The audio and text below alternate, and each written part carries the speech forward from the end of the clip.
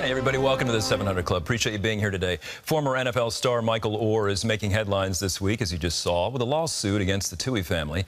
Oher and the family were the subject of the hit film, The Blind Side. But now Oher is speaking out against the family and the film. It comes on the heels of the release of his new book, where he's sharing lessons learned from a lifetime of adversity. Ephraim Graham brings us his story. Flacco. Brown was hit when he threw it. And Michael Oher, the rookie right tackle, caught it. Michael Oher beat the odds, rising from homeless on the streets of Memphis to enjoying 8 seasons in the NFL as an offensive tackle for the Baltimore Ravens, the Tennessee Titans, and the Carolina Panthers, until injury sidelined his football career in 2016. When I started this journey a long time ago, I was just chasing to be comfortable after I was done with football. My back was against the wall all my life. From the time I was 3 years old, my first memory is being homeless. 3 to 10, I was in and out of foster care, shelters, on the streets. With a father lost to the prison system and a mother lost to drugs, Oher's orphan story is one many think they know. You remember a story in the papers a while back about a man who fell off an overpass? From the Academy Award-winning 2009 film, The Blind Side, inspired by Oher's life. Many of us came to know your story through the movie, The Blind Side. If you could go back and change, rewrite that movie in any way, what would you do? What's missing is a kid that was already on a path, and he was well on his way. And a lot of the hard work from 3 years old to 18 is when I moved in with the family. Mm-hmm. In less than a year, and I was off to college. It was another family who helped me along the way. We're very grateful. A lot of hard work taken from me. It's more to the story, you know, and holding back a little bit, and you'll know more later after this interview. And in the weeks following our interview, we learned at least some of the more to Oher's story. He filed a lawsuit against the Tuohy family, arguing the movie was a lie and he was misled into a conservatorship that allowed the family to make millions. Oher calls this a difficult situation for him and his family, but says the lawsuit speaks for itself, and he has no further comment.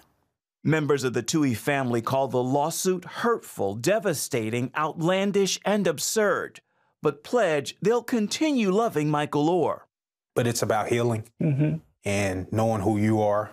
Michael's legal battle comes as he opens up about his emotional battle, doing the work in therapy to heal adult and childhood trauma in order to be a better husband and father for his college sweetheart and their 4 children. How does that translate for you to fatherhood? You've got kids as well, and you had a difficult childhood, and now you're shepherding some young ones yourself. You know, for me, that was easy. Oh. I've always wanted that, and I knew what I wanted. I was going to do the total opposite of the things that I had to go through as a kid.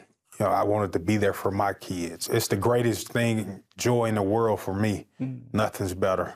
So just to know someone's counting on you and you have to be there, you're mentoring, you're laying that foundation. I mean, I get mad at fathers that's not involved. Understood. I can't stand it. Fatherhood and life after football is about leaving a legacy. Now, you have a new book, When Your Back's Against the Wall. This is the second book for you? Yes. What made you want to pen this book?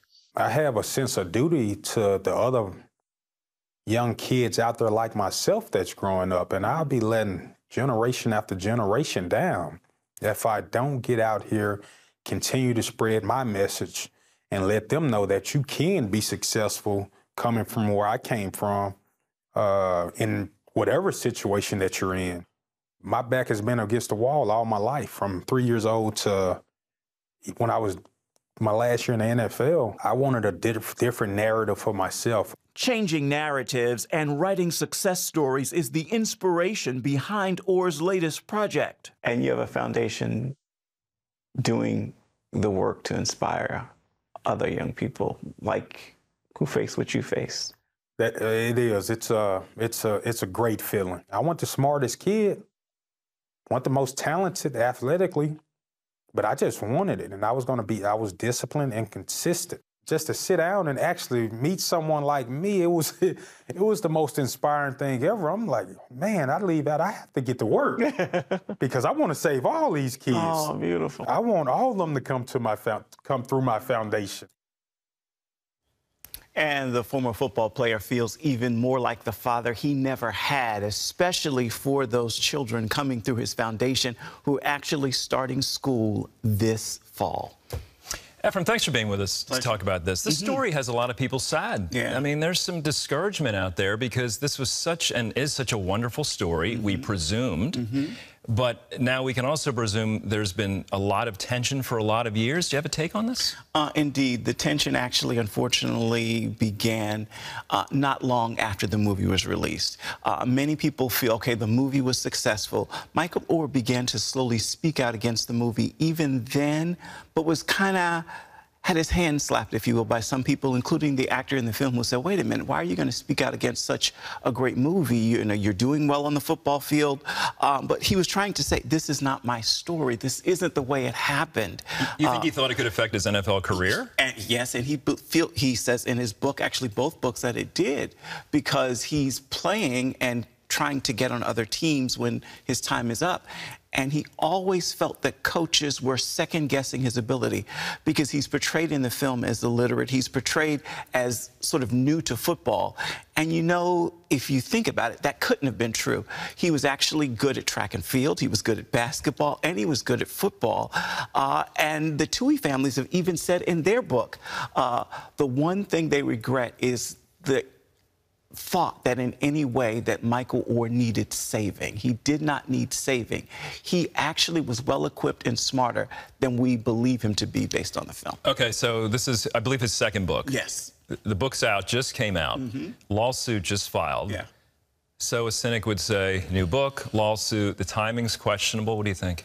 I wouldn't say the timing is questionable. I think the timing is literally for him about growth. He's been away from the game for a while. He's only now looking back at the impact of, because he kept his head down doing the work. And that's his personality when you meet him. If he's got a project, he's zoned in on it. So now that he's been out of football and focusing on his life, his family, he's kind of evaluating things that happened. And he wrote the book as a result of that and said, okay, can we correct some things? I will say this for people and for that family, both of them. The one thing I like, if I can say like, watching this all unfold and hearing interviews and reading, is you can see the love on both sides. You can see that Michael Oher doesn't want the Tuohy family disrespected. You can see the Tuohy family saying, we will never speak ill of Michael. And yes, he may be owed more money as a result of the film. Yes, he may not have got his fair due. Yes, the movie didn't necessarily fairly represent him. But there's still love there. And they've all said, you know, when this is all said and done, we hope we can get back to Christmases together. We hope we can get back to being together. So this isn't a money issue? I don't believe it's a money issue at all. The Tuohy family, very well off. It is known that Sean Tuohy Sr. Owned a bunch of fast food franchises. He sold those for more than $200 million. And Michael had a good career. Michael had a great career. He made at least $30 million. I don't think it's a money issue.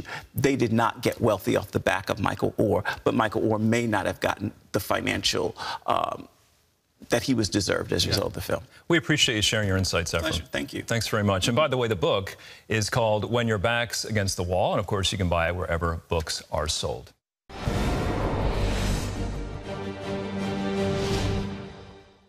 Welcome back to the 700 Club for our top stories from CBN News.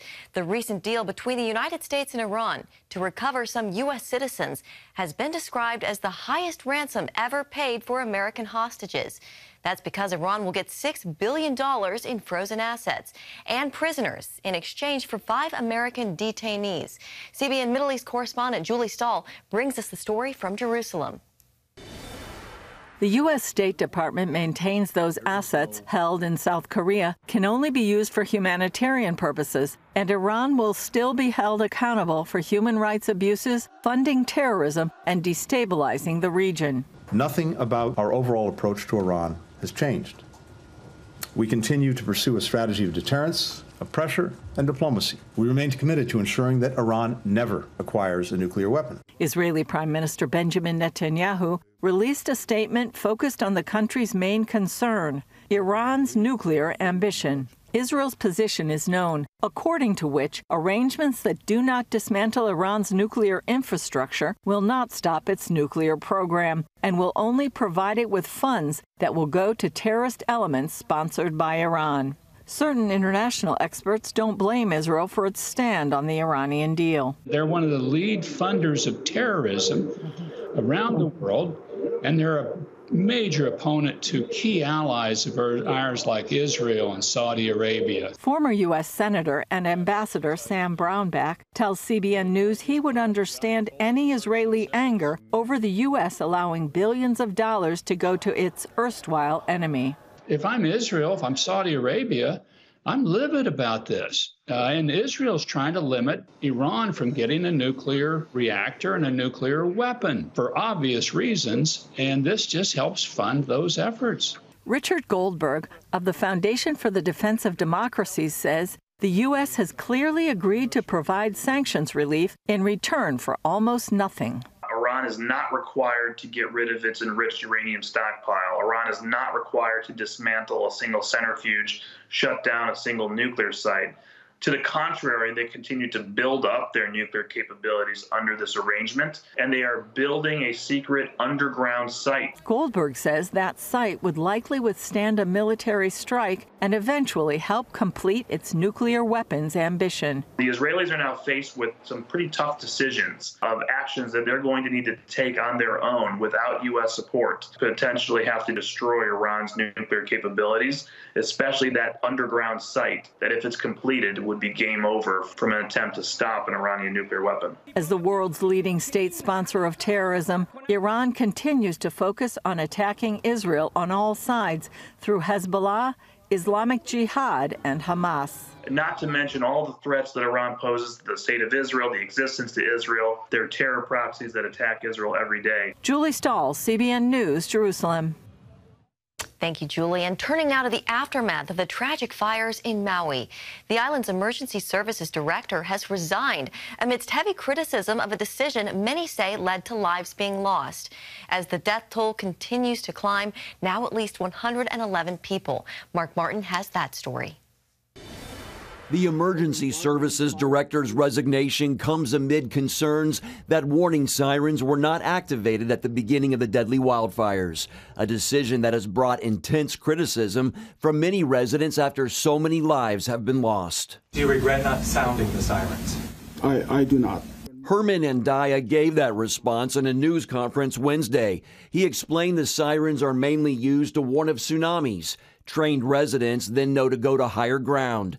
Andaya said taking that route would have led them into danger. And if that was the case, then they would have gone into the fire. But Maui's mayor, 24 hours later, said Andaya had resigned over health reasons.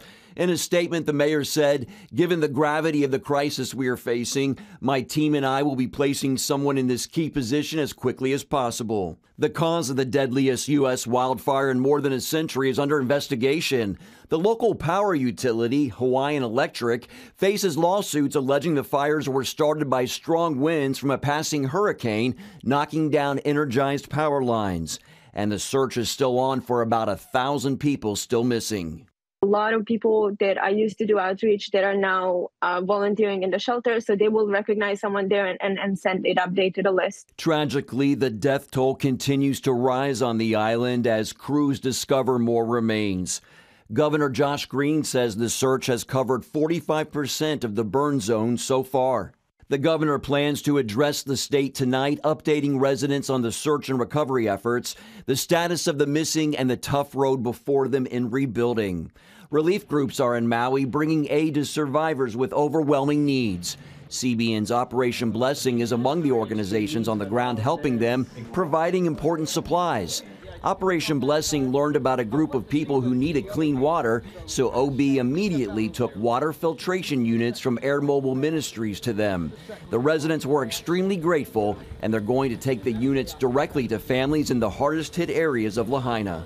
Just to have a machine like this, and to know that everybody is drinking healthy water is going to mean a lot to these families. We're so grateful for even having the opportunity to have people like you bless our families. Mark Martin, CBN News. Thanks, Mark. And CBN News will hold a special online prayer event for Maui today at 4 p.m. Eastern. You can see it on the CBN News app and CBN News YouTube. CBN News hosts Dan Andros and Trey Goins-Phillips will talk to CBN News anchor Wendy Griffith and Operation Blessing's Justin Jenkins. You can also tell us you're standing with the people of Lahaina, Maui by signing the CBN prayer petition at cbnpraise.com. Andrew, it is great to see Operation Blessing on the ground, providing that desperately needed help. Certainly is, Jenna. Thank you. Let me remind everyone, this is the deadliest U.S. wildfire in more than a century. This is a terrible situation for our country. Over 1,000 still missing. They're not even halfway through the burn zone. Over 100 are deceased from this. This is a horrible situation. And of course, there's lawsuits now, and the sirens didn't get activated, and all this going on. But people there, while they're concerned about it, they're mourning their loved ones who are gone. They need water. You can see Operation Blessing helping people find water. They're hurting. They are hurting. We need to be helping these folks in Hawaii. We would love you to join what Operation Blessing is doing. 1-800-700-7000, or to help, you can text OBDR, that's Operation Blessing Disaster Relief, to 71777. Go to our website, cbn.com. Please help us help the struggling people in Hawaii. Operation Blessing is on the ground, working with YWAM and local churches, addressing the needs of people who are so hurting. Please join us. Support Operation Blessing.